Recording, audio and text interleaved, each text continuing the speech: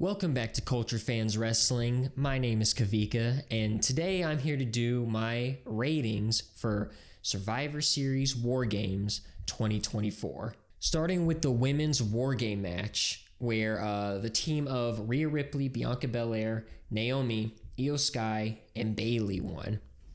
Now, I'm not going to talk about everything that happened in a match. The match did start off very slow. I'm talking insanely slow. But, once things started picking up, it started getting really, really good.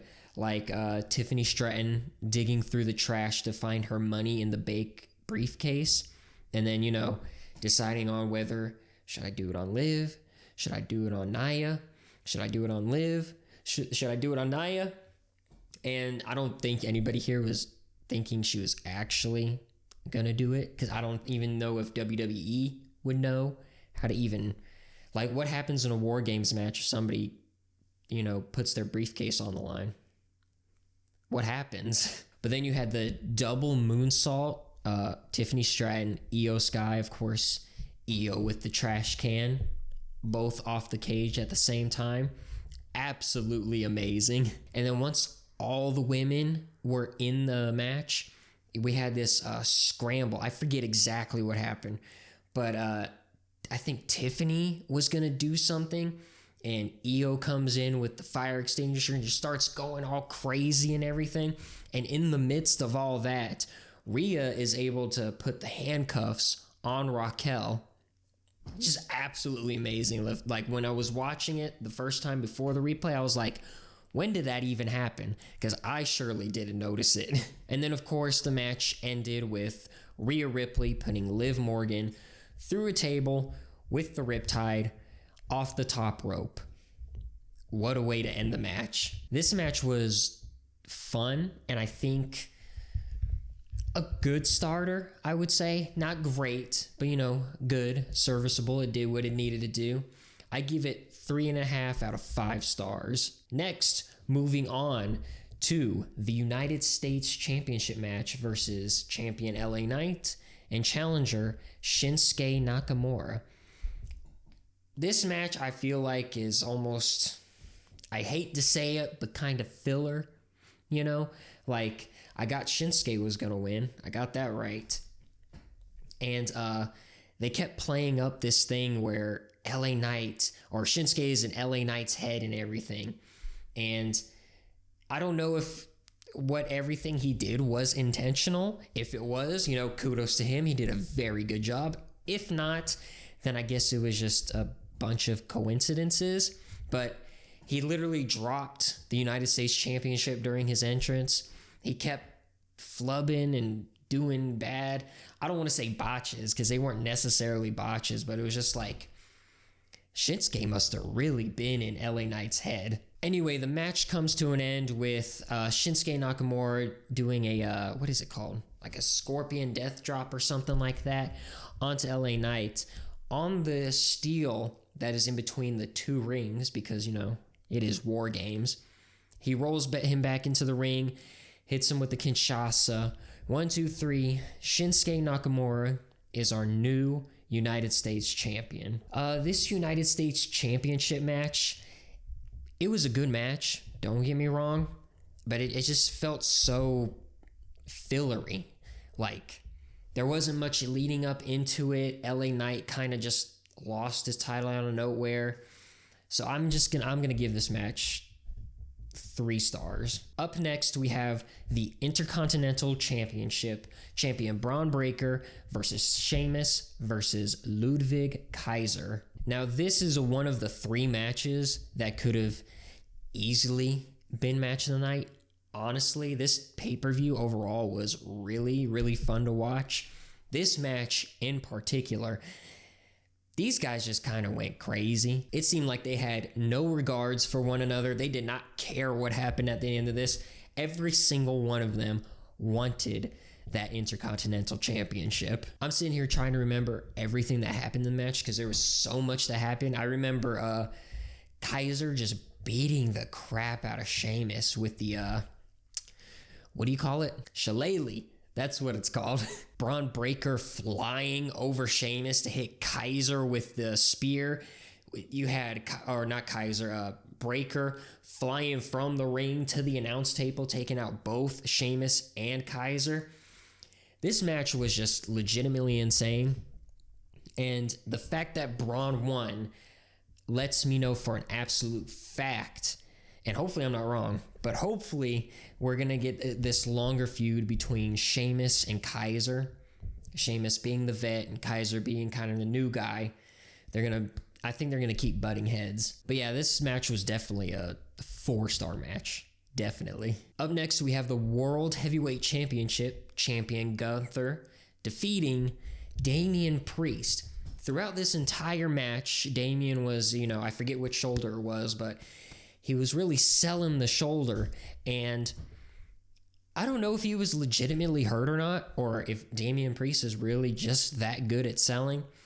But my man's was in pain. He was hurting. This match was like a perfect way to show how you can go back and forth in a match, making both superstars look strong while also getting both of their stuff in. Gunther constantly was working over that shoulder once that injury occurred. And then Damian Priest was constantly on this I have to get the advantage. I have to get the advantage. And then he get it for a little bit. And then bang, the shoulder again. And, Gunther would have his way with him for a little bit. And, it seems like no matter who you are, the Judgment Day is always there to stab you in the back. And that's exactly what happened here. And unfortunately for Damian Priest, it did not help him. At some point in the match, I forget exactly how, both Gunther and Damian Priest, I think, wound up outside. Or might have just been Damian that wound up outside. And the ref is, checking over him. Are you okay? Are you okay? And he's like, just give me a second. Just give me a second. Ref goes back in the ring, checks on Gunther. And guess who shows up? The Rat himself, Finn Balor. And Damian just so happens to be perfectly laid out for him for his coup de grace off the steel steps. Bang, hits him. But this upsets Gunther. This pisses Gunther off.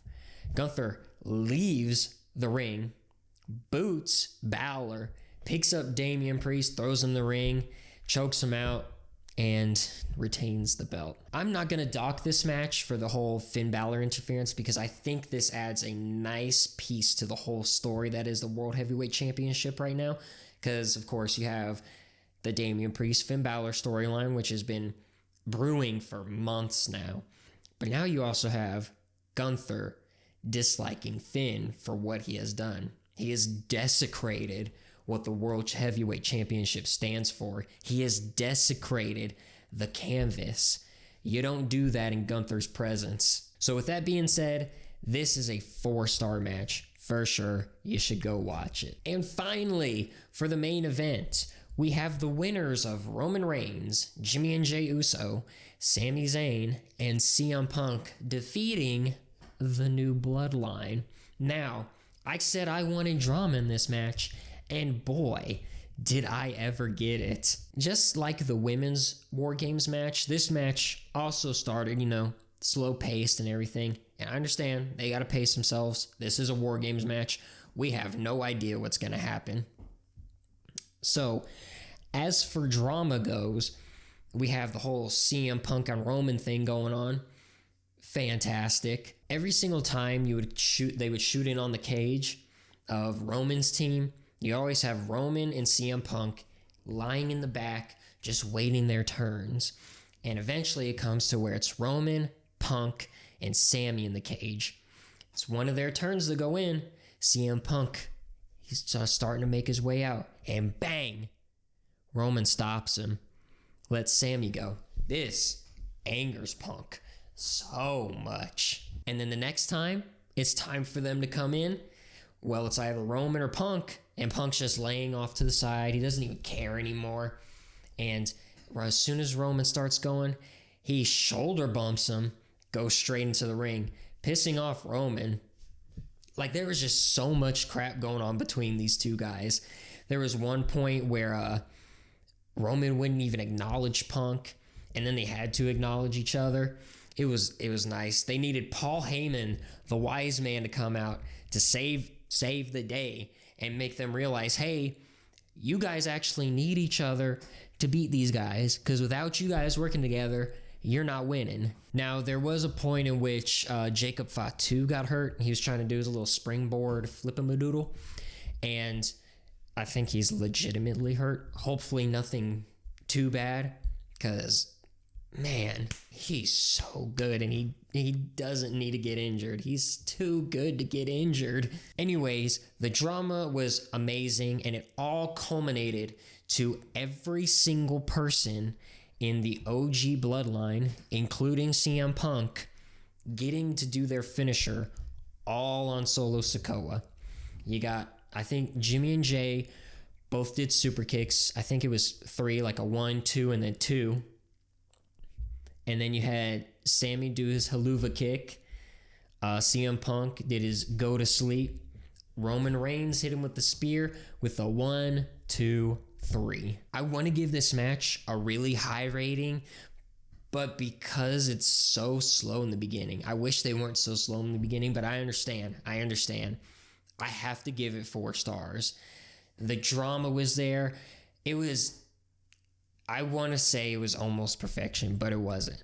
There's a few flubs and stuff here and there, like at one point, Roman was going to do a spear on a Solo Sikoa, but he had to hold up because the spot was he's meant to hit CM Punk, and either Punk wasn't ready or Roman was going too fast. One of the two happened, and it's just, it's little things like that knocked down the score for me a little bit. So I'm going to stick with 4 stars, but this was such a fun match. And overall, this was such a fun pay-per-view. It might be number 1, number 2 of the year. I would have to go back and look at the other ones, but so far, this is pacing up to be number 1. Honestly, maybe behind like the Royal Rumble, and that's about it. That's all I can really think of. Anyways, let me know down in the comments below what you thought about Survivor Series War Games. How many matches did you get right? Did you predict them right or wrong? Did you like what happened? What didn't you like that happened? Make sure to like and subscribe, and I'll see you next time.